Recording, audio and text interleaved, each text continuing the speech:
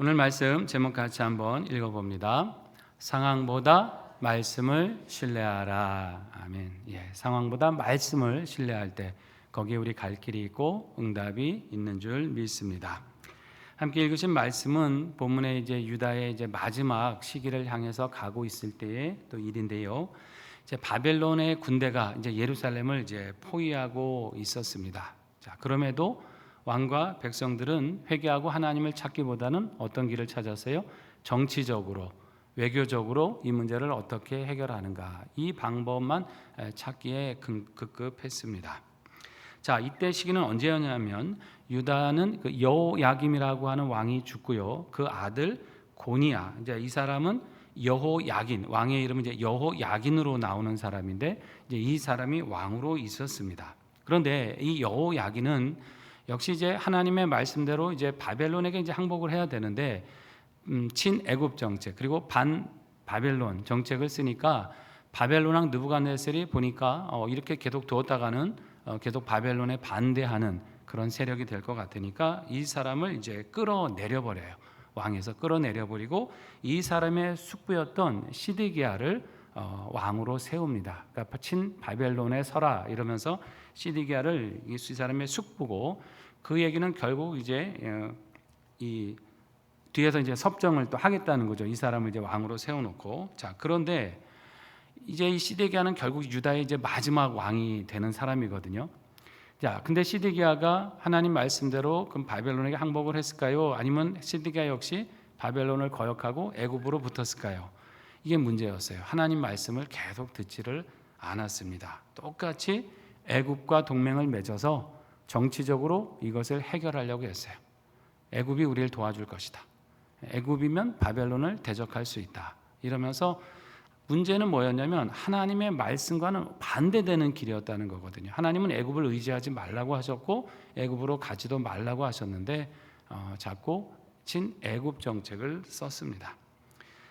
그러면서 3절에 보니까 시드기야가 사람들을 에레미야에게 보내요. 그러면서 뭐라고 합니까? 우리를 위해서 하나님께 기도해 달라. 그러니까 중보 기도를 요청을 했습니다.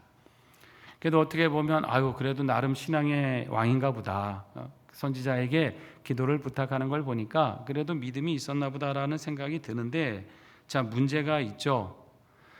시드기야가 정말 그 말씀대로 순종하기 위해서 기도해 달라고 했을까요? 문제는 그게 아니었다는 거예요. 순종하기 위해서 기도를 부탁한 게 아니라 지금 당면한 문제가 해결되기만을 바라는 그런 기도를 요청을 한 것입니다. 지금 하나님의 말씀이 분명히 주어졌잖아요. 너희가 회개하고 돌이켜야 된다. 하나님 말씀대로 순종해야 된다. 이것을 수없이 말씀하셨어요. 그러면 그대로 하면 사는 길이 있는데 순종하고 싶지 않았어요. 회개할 마음도 없었어요. 다만 그저 이 위기만 지나가기를 바랬어요. 나라가 지금 어렵고 망하게 생겼으니까 우리 망하지 않게, 우리 삶이 이대로 좀 유지될 수 있게, 내 삶의 안위를 계속 누릴 수 있게 그것만 기도해 달라라고 한 것입니다. 여러분, 문제가 해결되는 것보다 중요한 것은 말씀에 대한 순종인 줄 믿습니다. 순종이 먼저 이루어져야 될 거 아니에요. 하나님과의 관계가 먼저 바로 되어야 될 거 아닙니까? 그래야 삶의 문제도 하나님께서 은혜 가운데 해결하시 주시는 것이지, 내가 하나님과의 관계가 잘못되어 있고 순종하지 않고 불순종의 삶을 살아가고 있는데 하나님 내 문제만 해결해 주세요, 이 고통만 치워주세요. 여러분, 이렇게 되면 이게 뭐예요? 하나님은 이건 기복적인 신앙이고 더 나아가면 이건 주술적인 신앙일 수밖에 없다는 거예요. 하나님을 내 삶의 안일과 평안과 복만 주시는 그런 분으로 믿으려고 하고 그런 분으로 이용하려고 하는 것, 우상숭배와 뭐가 다르겠습니까? 이제 시드기야와 백성의 문제는 그것이었다는 것입니다. 기도는 문제를 해결하기 위한 주문이 아닙니다. 기도는 뭐예요? 우리를 사랑하시는 하나님과 교통하고 하나님과 사랑의 교제를 이루어가고 또 그분께 청종하고 그 말씀에 순종하기 위한 길인 줄 믿습니다. 우리의 기도 생활은 늘 이렇게 회개와 또 하나님에 대한 청종과 순종의 삶이 되셔서 늘 선하신 응답을 받는 삶이 되시기를 바랍니다. 그런데 중간에 변수가 하나 생겼어요. 5절에 보니까 바벨론 군대가 예루살렘을 분명히 이렇게 포위하고 있었는데 잠시 포위를 풀고 물러나는 사건이 있었습니다. 이게 왜 그랬냐면, 자, 유다가 애굽에게 이제 원조를 동맹을 맺고 우리를 좀 도와달라고 요청을 하지 않았습니까? 그러니까 애굽의 바로 왕이 군대를 일으켰어요. 그리고 이쪽으로 진격할 준비를 하고 있었습니다. 자, 시드기야 입장에서는 이제 애굽이야말로 우리를 바벨론의 위협에서 구해줄 수 있는 나라다라고 생각하고 이제 동맹을 맺은 건데, 자 보세요. 앞에서는 아까 어떻게 했어요? 예레미야한테 뭘 요청했어요? 기도해달라고 요청을 하고, 뒤에서는 지금 뭐 하고 있었어요? 애굽하고 세상적인 방법으로 자기의 어떤 외교적인 수완을 통해서 이 문제를 해결해 보겠다고 이제 뒤로는 세상의 방법을, 하나님이 하지 말라고 하셨던 그 방법을 지금 사용하고 있었던 것입니다. 자, 어쨌거나 애굽이 군대를 움직인다고 하니까 바벨론의 입장에서는 이거 어쨌든 한번 신경을 써야 되니까 그 동향을 확인하기 위해서 잠시 예루살렘의 포위를 풀고 뒤로 물러난 것입니다. 자, 만약에 우리가 이제 그 유다 백성의 입장에서 성에서 포위되고 있었는데 포위하고 있던 군대가 이렇게 물러나고 나면 그러면 어떤 생각이 드시겠어요? 야, 이제 살았나 보다. 이제 해결됐다. 이런 생각이 아마 들지 않았겠습니까? 유다 백성들도 같은 생각을 한 겁니다. 봐라, 바벨론의 군대가 물러간다. 애굽이 온다고 하니까 이제는 우리는 살 길을 얻었다. 그러면서 말했을 거예요. 한 걸음 더 나가서 예레미야가 틀렸지 않느냐. 바벨론에 의해서 망한다고 했지만, 애굽을 의지하지 말라고 했지만 애굽이 도와주니까 바벨론이 간 거 아니냐. 애굽이 우리를 분명히 구해준다. 다른 선지자들 말이 맞았다. 예레미야가 결국 잘못 예언을 했다. 이런 말들도 나왔을 겁니다. 상황만 보면 예레미야의 말씀, 하나님께서 주신 예레미야 말씀이 틀린 것처럼 보이죠. 그러나 그렇지 않았어요. 자, 7절에서 하나님 뭐라고 하십니까? 너희를 도우러 일어났던 애굽이 어떻게 해요? 돌아갈 것이다. 오지 않는다는 거예요. 다시 애굽 땅으로 가게 될 것이다. 그리고 결국은 바벨론 사람들이, 이 갈대아인은 이제 바벨론 사람을 얘기하거든요. 이 성을 불살을 것이다라고 분명하게 말씀하세요. 그러니까 눈앞에 보인 일시적인 이 현상만 보고 속지 말라라고 지금 하나님이 하시는 거예요.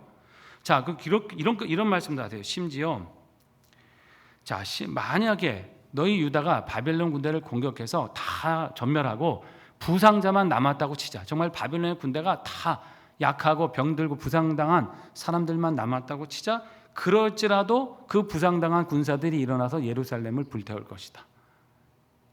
이게 무슨 말씀이에요? 반드시 이렇게 된다고 하시는 하나님의 말씀이죠. 반드시 이렇게 될 것이다. 하나님 말씀대로 된다는 거예요. 유다 사람들은 하나님의 말씀보다 지금 뭘 자꾸 보고 판단한 거예요? 상황을 보고 판단한 거예요. 자기들의 상황, 자기들의 판단, 자기들의 지식. 바벨론이 포위를 했을 때는 위기라고 생각을 했다가 잠시 포위를 푸니까 이제는 평화가 오는구나. 이렇게 생각을 한 거죠. 하나님은 뭐라고 하시는 거예요? 눈앞의 상황을 보고 판단하지 말고 뭐를 들으라는 거예요? 하나님 말씀을 들으라. 내가 하는 말을 너희가 들어야지 상황을 보고 판단하지 말라는 거예요. 여러분, 평화는 상황이 줍니까? 하나님이 주시는 줄 믿습니다. 사람이 주고 상황이 주는 게 아니에요. 위기가 있고 곧 무너질 것 같아도 하나님이 지키시면 안전할 줄 믿습니다. 그러나 사람이 볼 때 우리가 이렇게도 동맹했고 이렇게도 의지했고 우리가 든든해. 그러나 하나님이 지키지 않으시면요, 그건 하루아침에 무너지는 거예요. 우리 성경에 많이 나타나지 않습니까? 유다 백성들이 그랬어요. 말씀을 믿어야 되는데 말씀을 믿지 않고 이제 상황만 보고 자꾸 판단하고 자신들의 세속적인 방법을 의지하니까 자꾸 이 앞에 있는 것을 분별하지 못하고 엉뚱한 판단을 하게 되더라는 것이죠. 오늘 우리도 여러분 마찬가지입니다. 세상이 시시각각으로 변하지 않습니까?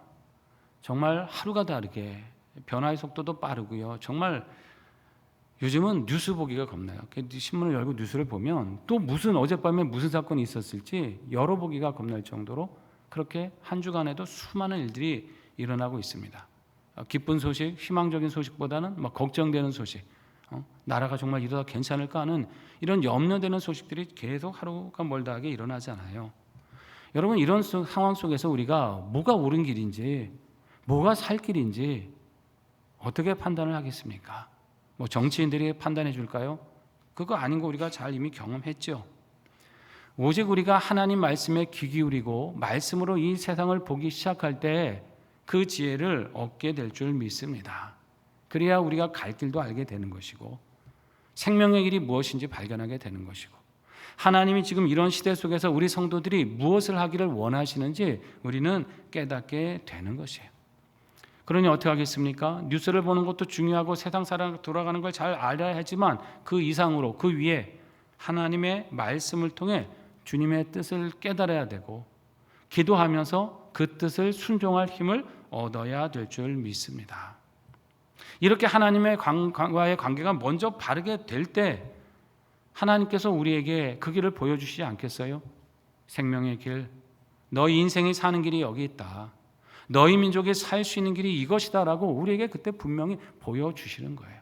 그러니까 어떻게 하겠어요? 기도해야 하죠. 더 깨어 기도해야 되고 더 부르짖어야 되고 더 말씀 찾아가면서 묵상하면서 하나님의 뜻을 분별해야 돼요. 내가 여태까지 믿었던 신념, 이념, 뭐 정치적인 색깔 이런 게 중요한 게 아니에요. 그 모든 것은 다 헛되게 지나가는 거고 우리가 그런 걸 보고 자꾸 세상을 판단하니까 엉뚱한 판단을 하고 어리석은 길을 가게 되는 거죠. 오직 하나님의 말씀을 듣고 청종하고 그것으로 우리의 삶의 기준을 삼고 살아가시기를 바랍니다. 자, 이렇게 애굽의 파병 때문에 이제 잠시 어떤 바벨론의 포위를 이제 풀고 잠깐 이제 고 철수한 사건이 있었는데 이제 그 기간이 역사적으로는 한 3개월 정도 된다고 그럽니다. 자, 이때 예레미야가 그 11절에 보면 바벨론이 이제 잠시 포위를 풀었을 때 예레미야가 어딜 가냐면 예루살렘을 떠나서 베냐민 땅은 예레미야의 고향인 아나돗이 있는 그 지역이거든요. 이제 이곳으로 이제 갔습니다. 자, 거기 있는 이제 분깃을 받으려고 예레미야가 있는 고향 땅으로 가는데 그 13절에 보니까 거기에 베냐민 성문에 이르렀을 때 하냐나의 손자요 셀레마의 아들인 이리야라고 하는 수문장, 그 이제 성문을 지키는 사람이겠죠. 이 사람이 예레미야를 갑자기 체포를 해요. 체포한 명목은 뭐냐면 너가 바벨론에 좀 항복하기 위해서 왔구나, 동족을 팔아넘기기 위해서 매국노의 짓을 하기 위해서 여기 방문했구나 라는 명목을 가지고 예레미야를 체포를 한 겁니다. 수문장 이리야, 자 여기 이제 족보가 나오죠. 누구의 손자요? 하냐냐의 손자라고 나오거든요.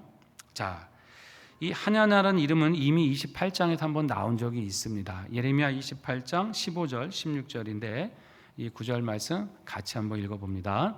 선지자 예레미야가 선지자 하냐냐에게 이르되 하냐냐여 들으라, 여호와께서 너를 보내지 아니하셨거늘 네가 이 백성에게 거짓을 믿게 하는도다. 그러므로 여호와께서 이와 같이 말씀하시되 내가 너를 지면에서 제하리니 내가 여호와께 패역한 말을 하였음이니라. 내가 금년에 죽으리라 하셨느니라. 아멘. 여기 누가 나옵니까? 선지자 하냐냐라는 사람이 나오죠. 이 사람이 누굽니까? 기억나세요? 하나님께서 왜 심판의 상징으로 예레미야에게 목에 멍에를 메고 하나님의 말씀을 전해라, 너희가 이런 멍에를 메게 될 거다라는 이제 상징적인 행위를 하라고 하셨잖아요. 그때 그렇게 예레미야가 멍에를 메고 하나님의 말씀을 전했을 때 이 하냐냐라고 하는 선지자가 탁 나오더니만 예레미야의 목에 있던 멍에를 탁 뺏어갖고 탁 꺾어버리고 아니다, 하나님께서 바벨론의 멍에를 이렇게 부숴버리겠다고 하셨다, 예레미야는 지금 거짓을 말하고 있다라고 퍼포먼스 벌였던 선지자 기억나세요? 그래가지고서 그때 하냐냐가 그 행동을 통해서 마치 이것이 하나님의 뜻이냐 사람들을 미혹했던 그 사건이 있습니다. 근데 하나님 뭐라고 하셨어요? 네가 나무 멍에를 꺾었다마는 내가 이제는 쇠 멍에를 지게 할 것이다 라고 말씀하셨잖아요. 그러면서 하냐냐를 죽음으로 심판하셨어요. 너가 거짓 예언으로 나를 반역하고 백성을 미혹하게 했으니 너가 금년에 죽으리라고 말씀하셨어요. 그리고 결국 그 말씀대로 죽었습니다. 대부분의 성경학자들은 바로 그 하냐냐, 하나님께 거짓 예언을 했던 하나님 앞에서 그 하냐냐의 손자가 바로 이 이리야다라고 지금 보고 있는 거예요. 우연히 등장한 이름이 아니라는 거죠. 그러니까 아마 이 사람은 평소에 예레미야에 대한 반감이 있었겠죠. 그러지 않았겠어요? 자기 할아버지가 거짓 예언을 하다가 죽은 사람의 손자라면 당연히 예레미야에게 이런 혐의를 씌워서 예레미야를 고통스럽게 만들기를 원했을 겁니다. 자, 예레미야는 그게 사실이 아니라고 진술을 하죠. 그러나 이하가 듣지 않아요. 고관들에게 끌고 가고 거기에서 예레미야를 때리고 감옥으로 사용하고 있던 요나단이라고 하는 사람의 집에 거기서 가두어 버립니다. 자, 불법적으로 연행되고 체포되고 불법적으로 감금을 당한 것이죠. 보니까 뚜껑이 있는 그 구덩이, 웅덩이에 거기 이제 여러 날 갇혀 있게 되는 거예요. 자, 그런데 이제 이걸 시드기야 왕이 몰랐을까요? 다 듣고 알았겠죠. 그런데 가만히 묵인하고 있다가 며칠이 지났을 때 이제 예레미야를 데리고 오라 그래요, 왕궁으로. 그리고 뭐라고 묻습니까? 혹시 하나님께 따로 받은 말씀이 있느냐라고 또 물어요. 자, 예레미야는 하나님께 들은 그대로 말하죠. 네, 있습니다. 왕이 바벨론의 왕의 손에 잡히게 될 겁니다. 그대로. 권력자 앞이라고 숨기거나 가감하지 않았어요. 하나님 말씀 그대로 전했습니다. 왕이 별겁니까? 왕이라도 하나님 말씀 들어야 사는 거죠. 나라의 위정자, 지도자가 뭐 대단한 권력을 행사하는 것 같아도 그들 역시 하나님 말씀을 들어야 사는 거예요. 그 말씀 거역하면 잘못된 길로 갈 수밖에 없는 거예요. 자, 그러면서 예레미야가 탄원을 하죠. 제가 도대체 왕과 백성에게 무슨 잘못을 했습니까? 바벨론이 물러갈 거라고 하고 유다를 치지 않을 거라고 거짓 예언하던 왕의 선지자들, 그 측근에 있던 선지자 도대체 지금 다 어디가 있습니까? 데려와 보십시오. 이 얘기하는 거예요. 지금 하나님 말씀대로 되어가고 있지 않습니까? 이 얘기하면서 나를 다시 요나단의 집으로 보내지 마세요. 거기서 가면 내가 분명히 죽게 될 겁니다. 조치해 주세요 하고 이제 탄원을, 자기 신변에 대한 탄원을 하죠. 결국 이제 시드기야가 부분적으로 그것을 수용을 하죠. 그러면서 어떻게 해요? 요나단의 집 감옥에 보내는 대신에 왕궁에 있는 시위대들, 왕궁에서 자기 권한 안에 있는 시위대들에 구류하고 매일 떡 한 개씩 주어서 이제 생명을 보존할 수 있도록 그렇게 조치를 취해 줍니다. 이 시드기야를 가만히 보면 이 하나님의 뜻을 알고 싶어하고 궁금해했어요. 그러지 않았겠어요? 나라가 지금 위기고 자신의 생명이 어떻게 될지 모르는데 얼마나 궁금했겠어요. 자, 그래서 은밀하게 또 불러서 따로 받은 말씀 없냐 이렇게 묻기도 하고 하나님 말씀에 대한 궁금증, 호기심이 늘 있었어요. 자, 그런데 듣고 싶어 하긴 했는데 순종은 망설였어요. 하나님의 뜻을 알고 싶어 하겠지만 결과적으로는 자기 뜻대로 상황이 되기를 원했어요. 예레미야의 말에 대한 두려움이 어느 정도 있었겠죠. 저 말이 사실일 수도 있구나. 그 두려움은 있었는데 정작 돌이킬 마음은 없었던 거예요. 뭘 더 의식한 거예요? 지금 하나님 말씀보다 자기 그 입장, 왕이라고 하는 그 체면과 입장, 사람들의 시선, 이게 이 사람에겐 더 중요했어요. 여러분 신약에 보면 헤롯이라는 인물 기억나세요? 헤롯도 그런 점이 있었잖아요. 세례요한의 말씀을 막 들을 때는 막 찔려갖고 괴로워하면서 더 듣고 싶어했어요. 그게 죽이지 못하고 참아 또 듣고 찔리면서도 달게 들었어요. 근데 듣기는 들었는데 회개할 마음이 있어요? 회개는 하지 않았어요. 결과가 나중에 좋지 않았죠. 자, 시드기야 마찬가지입니다. 이게 참 안타까운 거예요. 아예 하나님에 대한 관심도 없는 게 아니라 관심도 있고 말씀을 듣고 싶어하는 마음은 있는데 순종은 하지 않으니까 이게 아예 듣지 않으면 못하게 돼버린 거예요. 여러분 오늘 우리도 마찬가지인 줄 믿습니다.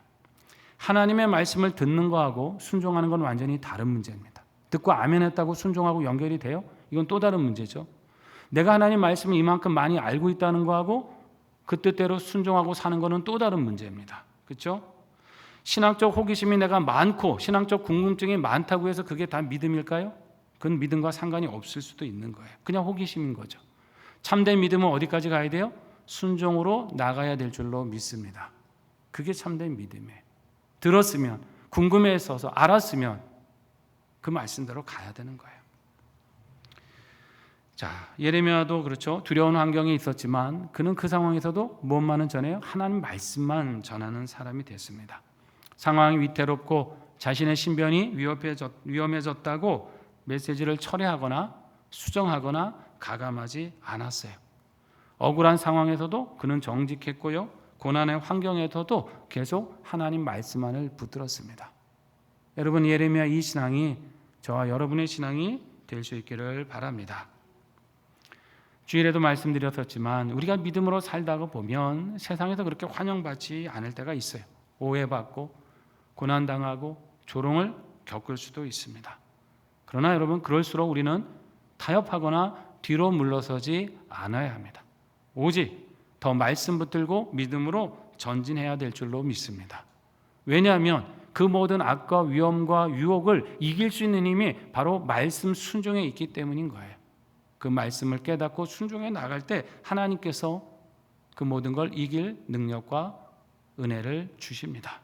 여러분, 이러한 믿음으로 혼탁한 시대에 늘 말씀 붙들고 진리에 순종하는 신앙으로 승리하며 또 다른 영혼을 구원하며 살아가시기를 주님의 이름으로 축원합니다.